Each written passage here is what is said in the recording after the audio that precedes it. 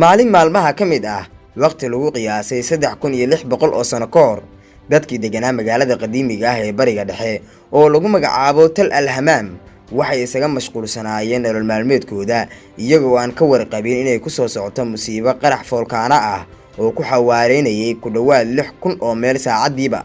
hawada waxaa ku soo jiray dhagax foolkaana ah oo qaraxiisu uu kor u kacay 4 kiiloomitir. qaraxaasi waxa uu ahaa mid 1000 jeer ka awood badan bambadii atoomiga ahaa ee lagu dhuftay Hiroshima xilligii uu socday dagaalkii labaad ee adduunka 1945. dadkii deganaa magaalada ayaa mar qura ku argagaxay marka oo ay si degdeg ah ugu indhabeeleen awooddaasi. heerkulka wuxuu kor u faafay wax ka badan 3600 oo Fahrenheit, taa oo u dhiganta 2000 oo digrii. dharkii iyo geedihii ayuu isla markiiba dab wada qabsaday. seefaha, masaaraha iyo dhammaan biraha waxay bilaabeen inay dhalaalaan. durbadiiba si lama filaan ah magaaladii oo dhan ayuu dab u saameeyay. ilbiriqsiyo kadib magaaladii oo dhan waxaa ruxay dhul gariir, waxaana xigay duufaan ku socotay xawaare dhan 1200 oo mayl saacadiiba, taasi oo lagu tilmaamay duufaantii ugu awoodda badneed ee abad la diiwaan geliyo dunida guudkeeda. dabeesha ayaa burburisay dhammaan dhismayaasha. guryo 12 fiid kor u dhisnaa ay dhulka ku dartay, burburkoodana waxa ay ku daadisay dooxooyinka. cidna kama badbaadin 8000 oo dad ah ama xayawaano ahaa kuwa oo halkaa deganaa. meydadkoodii iyo lafahoodii xitaa way shiidmeen. qiyaastii 1 daqiiqo kadib 22 mayl oo ka mid ah galbeedka magaalada Tal Alhamaam ayuu qaraxan saameeyay, waxa uu xaaqay ilaa magaalada la yiraahdo Jericho. darbiyadeeda ayaana burburay, magaaladiina way basbeeshay.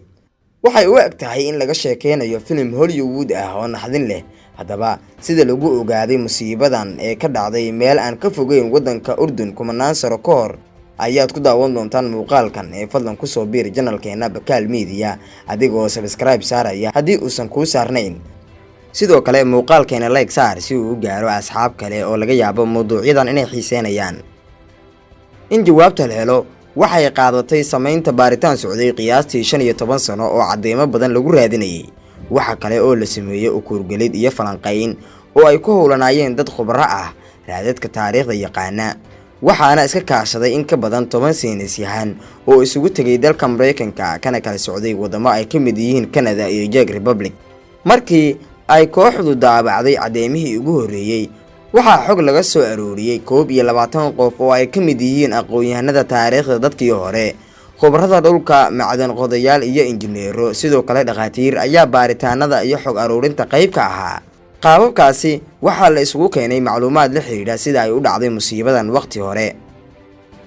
sanado ka hor marka ay khubarada cilmiga dadkii hore ay heleen raadadka magaalo burburtay, waxaa u suurto gashay inay helaan buste 1.5 mitir ah oo isu bedelay dhuxul, aashito iyo dhagax qoran oo qaarkiis uu dhalaalay. waxaa iska cadayd in meeshaasi ay ka dhacday duufaanta ay baabiisay magaalada muddo dheer ka hor.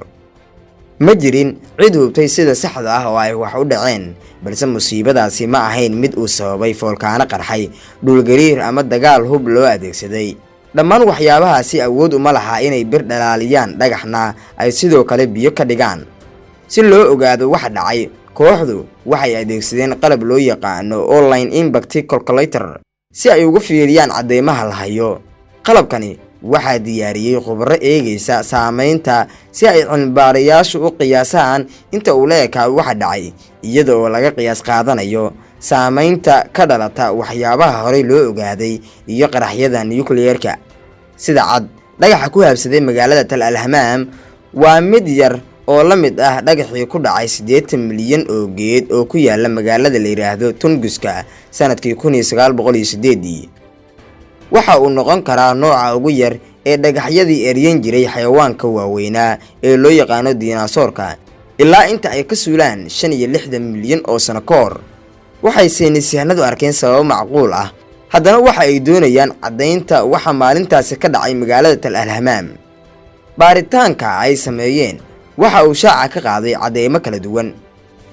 goobta ay wax ka dhaceen waxaa lagu arkay jajabka dhagaxyo ka haray musiibada, kuwaasi oo ah nuuc aad qaali u ah oo jabka ugu yar uu goyn karayo lacag dhan 725,000 oo euro.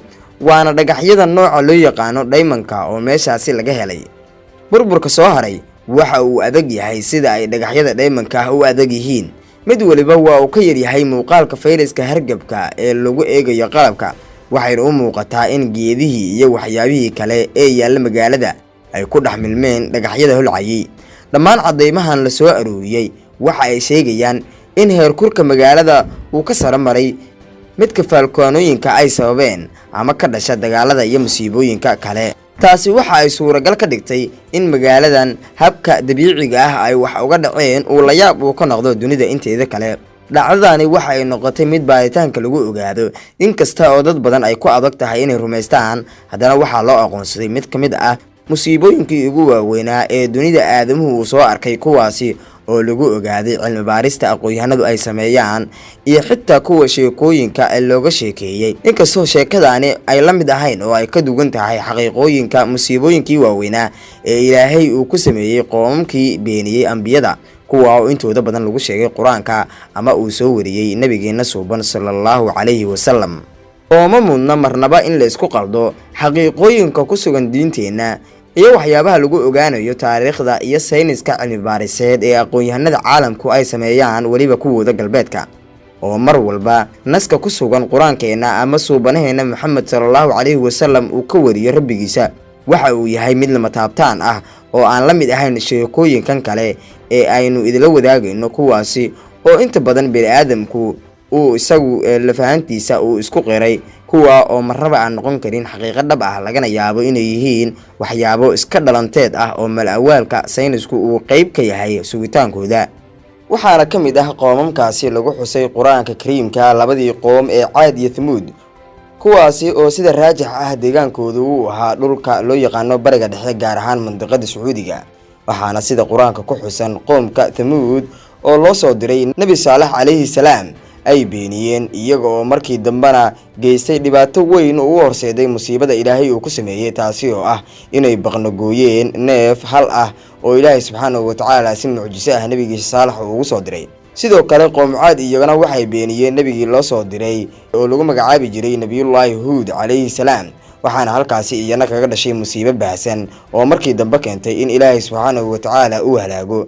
waxaana sidaasi ay ku noqdeen kuwo lagu tusaale qaato oo bini'aadamka iyo qoomamka xadgudba mar walba loo sheego in ay yihiin kuwaasi qoomam awood badnaa ilaahay subxaanahu watacaala iyo ambiyadiisana ku xadgudbay, sidoo kalena iska indhitiray digniinta iyo yabooha ilaahay, halkaasina ay kula kulmeen musiibooyin fara badan.